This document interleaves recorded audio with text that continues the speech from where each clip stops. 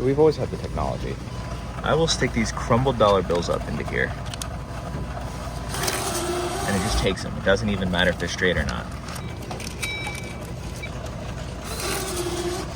So just know, every single time you've ever struggled at a vending machine or a change machine at a laundromat or an arcade, they've always had the technology to take your dollars. This world was built to spill. I've been on a pretty heavy just fruits for breakfast because it's been like super hot out here. So some sort of cheese or meat or pastry would definitely not be the move. I feel like we just sink to the bottom of my stomach. And the skate park we're going to, I'm meeting up with Angie, has no shade.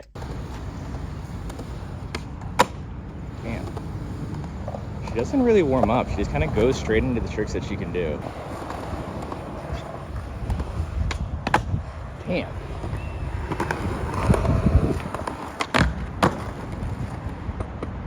It's our first try. Jeez. I'm just gonna go down here. I'm just gonna do some warm-up stuff. Just cruise around, and then we'll try to get into it. It's like really hot, so basically try to just land easy stuff, get my blood flowing, and then just go right into what we're doing. We can just start right now, actually. It's recording. Sick. Just keep me in frame. All right, got you.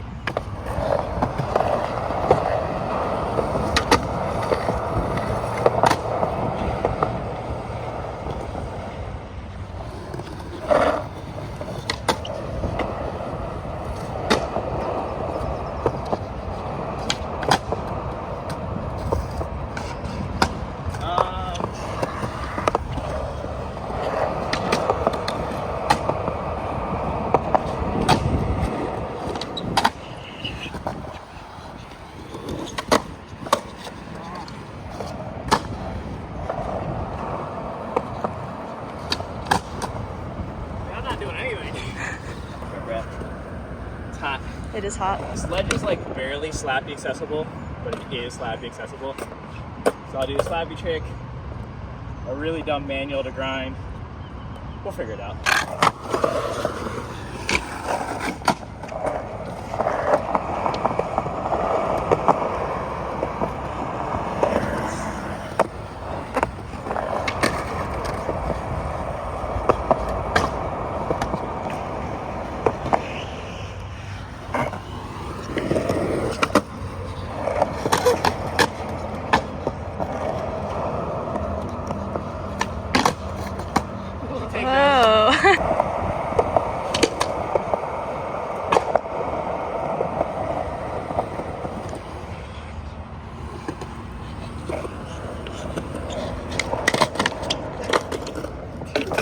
I was nowhere near the ledge. It's like you see nothing until you're into the grind. I think if I lock my front truck in first, I'll do the 50-50, and then I'll try like Smith. And then if I don't land that, we'll just get into the video. Yeah, right? That looked like I had like some control. Actually, before I tried the Smith, I kind of want to do the Austin Galette. He did the nollie version. So I'll try to back 180 out. I've thought about this trick for a while. I've never really played with it.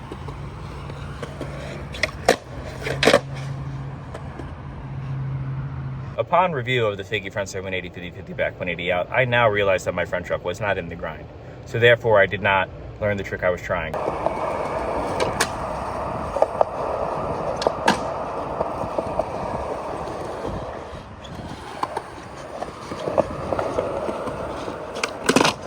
That was a full Smith attempt.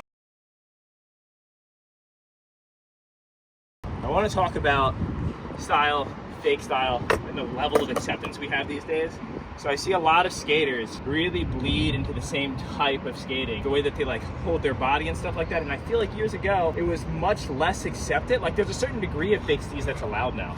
There's like pro skaters who are very obvious with their careful hands, or like very beloved skaters that'll land a trick and as they're riding away, do something a little extra for no reason.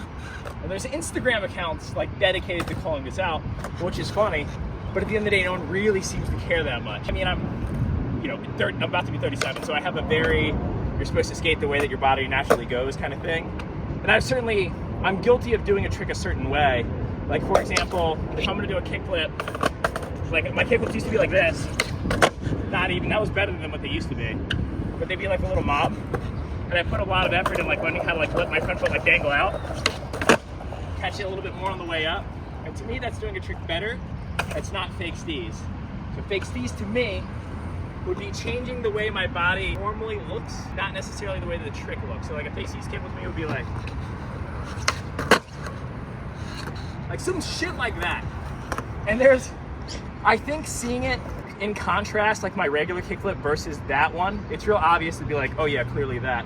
But I'll see skaters who are really good at skating, and they'll have a good bit of that in their skating, but since it's the first time we're seeing them, you're kind of like, okay, well then that's just the way that person skates. Do you know what I'm talking about, Angie? Have you seen this? I have seen this, yeah. So there was a point in time that I think, but there was that trap music thing that was going on, but when this trend was going on, there was a whole lot of like, zoomed in on people like running and dropping their board, like,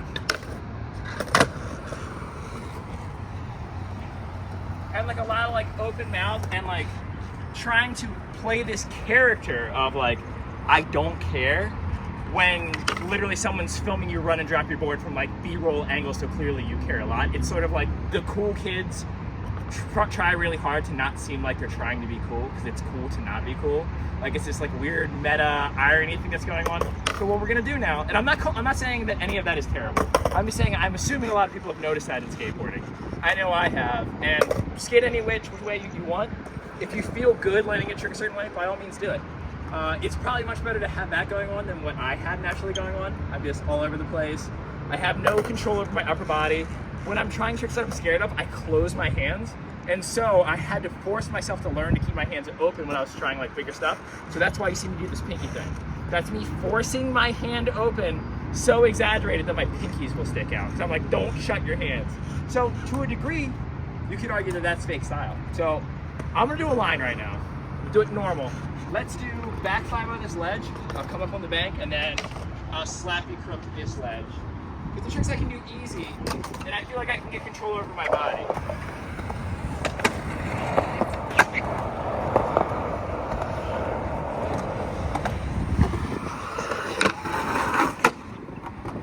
feel like that's pretty standard for me. My arms do this a lot. It's almost impossible to get a good photo of me actually, because I've like been on companies that wanted ads, and like it'll be like me like doing a gap, and I'm like this. And then I'll be doing a rail, and I'm like this. So I think the first thing that I should learn to do is keep my damn arms down. So maybe, I'm thinking either the behind the shoulders, the arm out though.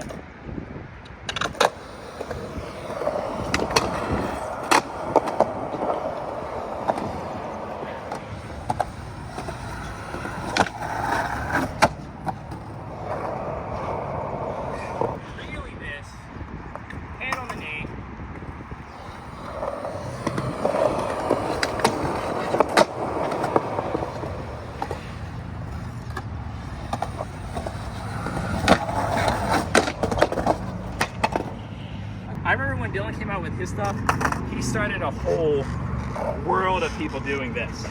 Like I had friends that started doing this, and I'm like, but he already does that. That's his thing. There's some stuff that I feel like I can actually learn from this talk though. Like actually being conscious of what my body's doing while I'm trying tricks, and trying to maintain something that looks like I know what I'm doing.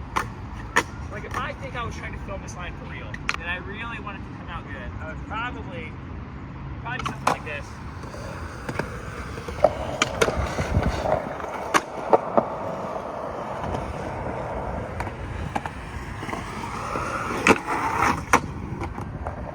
Like a little bit more relaxed, kind of in the front seat a lot. That feels kind of cozy. I think one trick that I could really gain from this whole thing is long grinds rolling down the window. That's what I do. Like if I'm doing a long nose grind, I did one actually right when we started this video. There was a whole lot of, so I'll try to nose grind the whole ledge and make it look like I know what I'm doing the whole time. Like I was in control, but my body wasn't. Let's try, maybe if I got it. If I bend my back leg in a little, I think it'll give it a little flavor.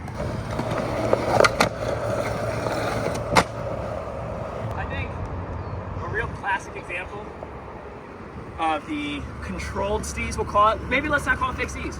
Let's call it intentional C's. How's that sound? Is the introduction of the spread eagle tray flip. So I'm going to show you my tray flip. Pretty close to both feet at the same time. They don't really go that high. I do catch them above the ground, but it's like I'm pretty much like front foot, back foot. And then all of a sudden, skaters like, I think Dom Pierre's the first person I saw do it. But you got, what's his name? Felipe Gustavo doing this tray flip where they push it out in front and leave their back foot behind. And it almost has like a pressury feel to it. And when I do 360 flips like that, I'm very conscious that I'm not flicking. That wasn't even, that was almost close to a normal tray flip. They really do that, land with their front foot first. I should do that. I should like do the,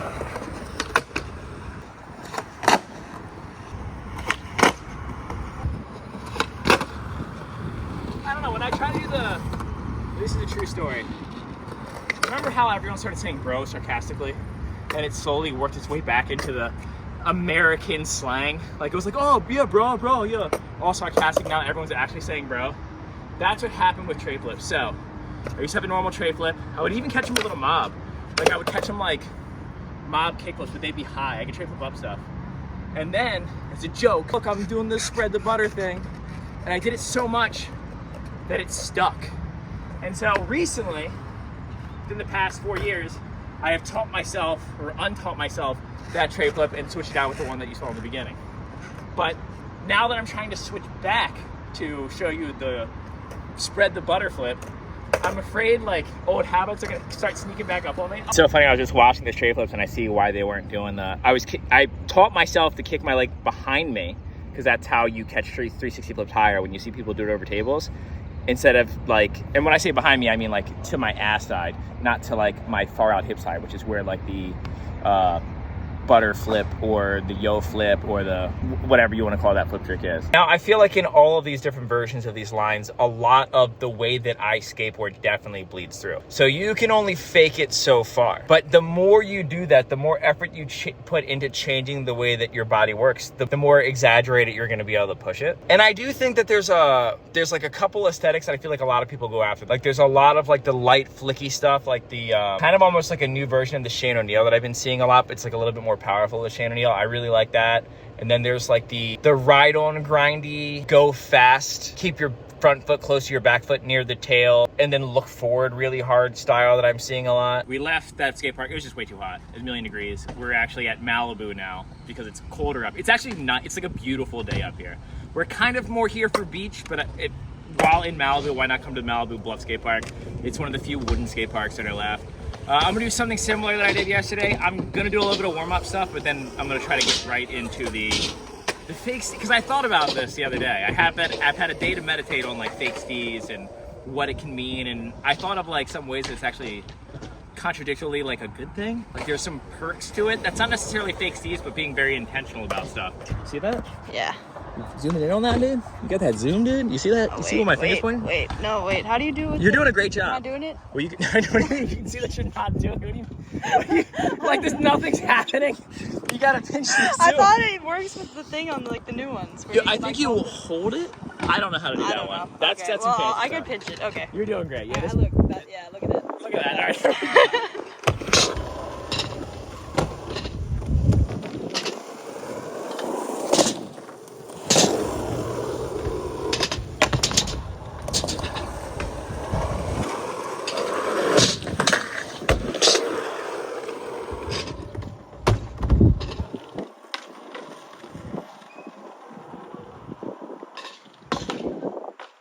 For that? Up to your. Can you frontside flip? I'm supposed to be able to frontside flip. I made a video on how to frontside flip. Okay. I don't know if it's gonna be like an unwarmed up first try, but there's probably gonna be some pivot. Don't hold it. That's okay.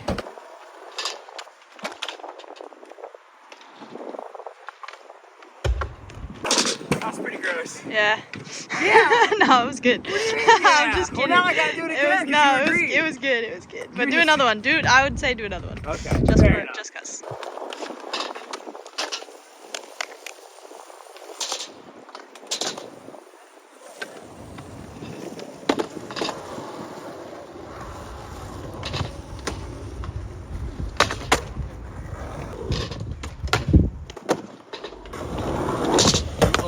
issue with these tricks is sometimes you get yourself. Damn. Not often. It's funny because it's like such a tiny injury, but like the fear of this makes me not land it every try. Like this little bit of blood is why I'm not as consistent as I probably should be. With the lip side one specifically, for whatever reason, I always pinch my fingers with that one. Even though they're kind of the same trick.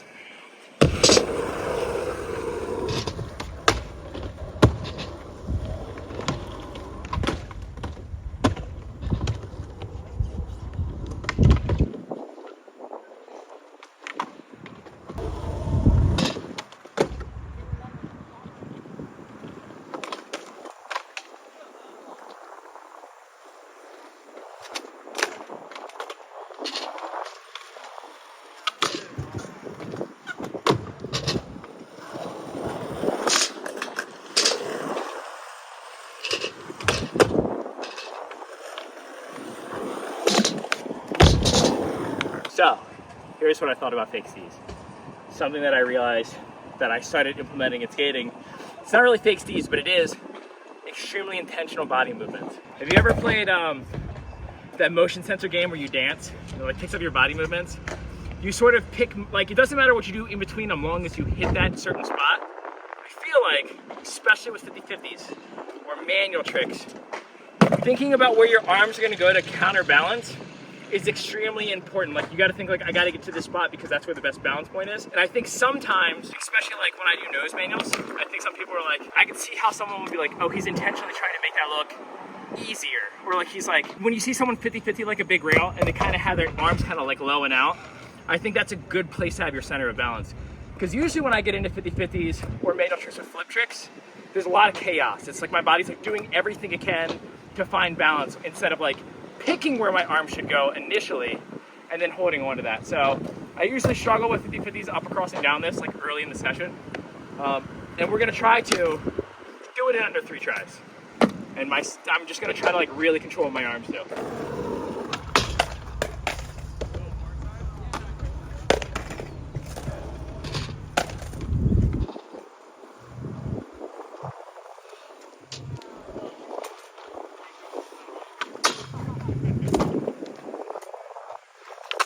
I mean,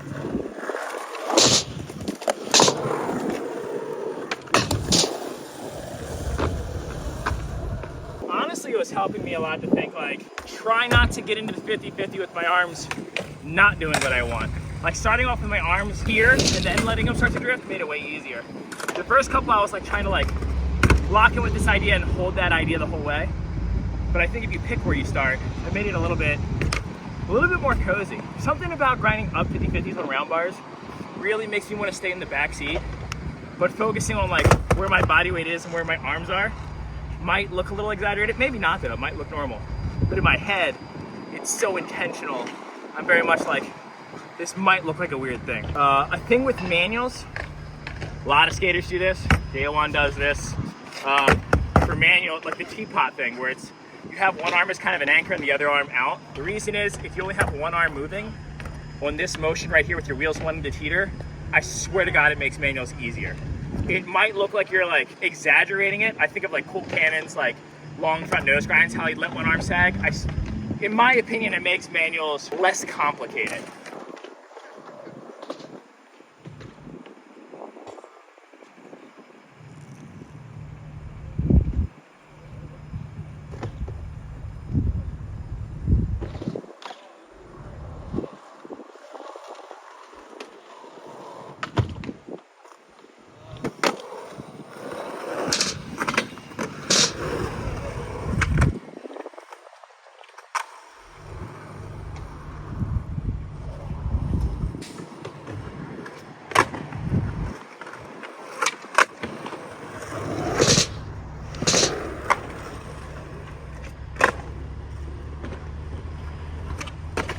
I think the most common fake stees is like the super lazy one.